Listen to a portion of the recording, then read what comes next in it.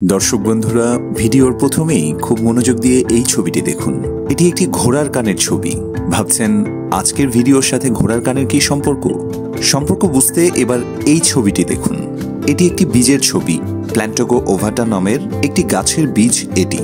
ছোট্ট, ছুঁচালো এবং একদিকে কোণাকার এই বীজটি আপনি হয়তো দেখেননি, কিন্তু এই বীজের গায়ে লেগে থাকা একটি আবরণ বা ছালকে আপনি নিশ্চয়ই দেখেছেন। সব রহস্যের জবাব নিয়ে সবাইকে স্বাগত জানিয়ে শুরু করছি আজকের ভিডিও। আমি doctor Kabir, MD in internal medicine. কোষ্ঠকাঠিন্য থেকে মুক্তির জন্য আপনার ডাক্তার আপনাকে প্রায়শই ইসুপগুলের ভুসি খেতে বলেন। ভিডিও শুরুতে দেখানো ঘোড়ার কান, সুচালো বীজের সাথে ইসুপগুলের ভুসির কোনো কি সম্পর্ক আছে? ফার্সি ভাষায় অর্থাৎ ইরানি ভাষায় ঘোড়াকে বলা হয় আসব আর কানকে বলা হয় গোল।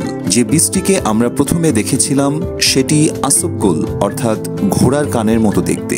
এটি ধীরে ধীরে ফার্সি থেকে আরবি হয়ে সর্বশেষ বাংলায় ইসুপগুল নামে পরিচিতি পেয়েছে।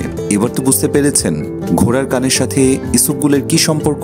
প্রাচীনকাল থেকেই ইসুপগুলের ভুসি কোষ্ঠকাঠিন্যে এক অব্যর্থ উপাদান হিসেবে ব্যবহার হচ্ছে। ইউনানি চিকিৎসায় শুধু কোষ্ঠকাঠিন্য নয়, সাথে প্রস্রাবের সমস্যা, চর্মের সমস্যায় এবং আয়ুর্বেদিক চিকিৎসায় ইসুপগুলের ভুসি খুব সুপরিচিত। মজার ব্যাপার হলো আমরা বীজ খাই না, তবে এই বীজের গায়ে লাগানো ছাল বা ভুসি খাই। এই ভুসিতে আছে প্রচুর পরিমাণে দ্রবণীয় ফাইবার। এবার আসুন দেখা যাক আধুনিক চিকিৎসায় ইসুপগুলের ভুসি কি ধরনের উপকার করে। প্রথমেই বলেছি ইসুপগুল কোষ্ঠকাঠিন্যের সমস্যা দূর করে। যখন পানির সঙ্গে মেশানো হয় ইসুপগুলের ভুসি জেলের মতো আকার নেয়। এতে প্রচুর পরিমাণে ফাইবার থাকায় এটি এর ওজনের প্রায় 40 গুণ পর্যন্ত পানি ধরে রাখে। এই জেল পায়খানাকে নরম করে এবং খুব সহজেই পায়খানার সাথে বের হয়ে যায় বলে পেট সম্পূর্ণ পরিষ্কার হয়।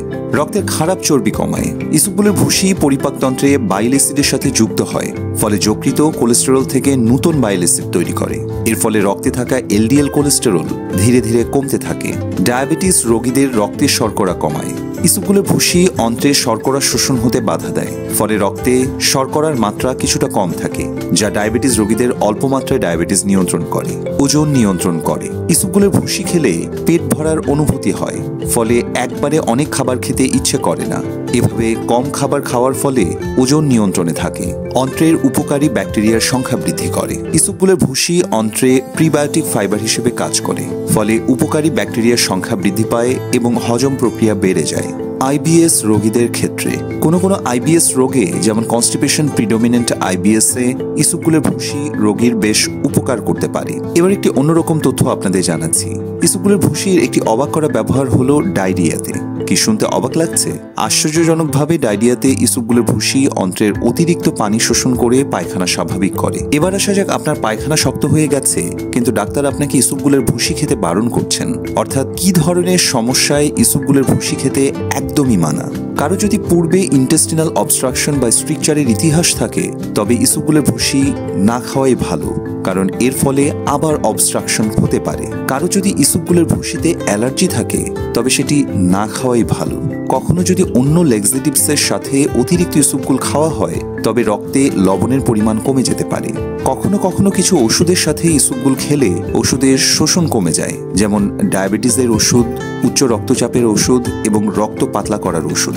এজন্য ওষুধ খাবার 1 থেকে 2 ঘন্টা পূর্বে অথবা পরে ইসুপগুল খেতে হবে।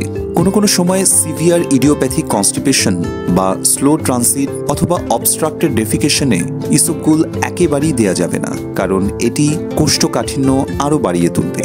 বয়স্ক ব্যক্তিদের ক্ষেত্রে স্লো ট্রানজিট কনস্টিপেশন বলে একটি রোগ রয়েছে।